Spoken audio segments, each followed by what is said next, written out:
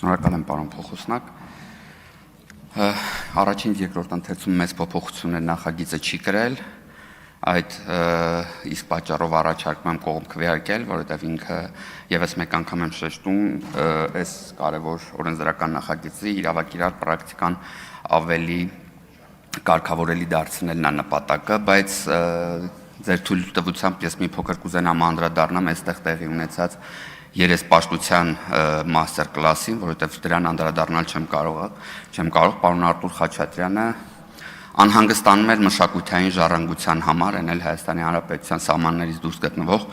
Ես ուզում եմ բոլորին հիշեցնել, որ այս եռագլուխ ընդդիմության իշխանության օրոք էր, որ քանդվեց Երևանում ամենահին շենքը, նկատնեմ Աֆրիկյանների ակումբի շենքը 19-րդ դարի վերջի եւ 20-րդ դարի սկզբի շենքը, այն պայմաններում, երբ որ մենք ամեն գնով փորձում ենք պահպանենք այդ պատմամշակութային ժառանգությունը, մեր նկատմամբ քրեական վարույթներ նախաձեռնեցին եւ այլն։ Հիմա երկրի սահմանների ներսում զորով պատմամշակութային շենքեր քանդողները եկել են երկրի սահմաններից դուրս պատմամշակութային շենքերի համար են անհանգստանում։ Ուզում եմ մի հատ հարց տամ, էլի վարչապետածուն դրսից, ընտրողների մի մասը դրսից, առաջնորդը մի ժամանակ դրսից,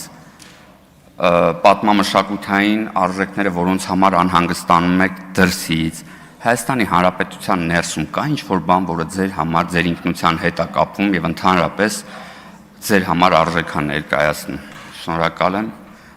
պատեհ առաջարկում եմ նախագծին կողմ քվեարկել։ Շնորհակալություն, պարոն Փարսելյան, հարակից զեկուցող Տաթևիկ Ստեփանյան, աշխատանքի եւ սոցիալական հարցերի նախարար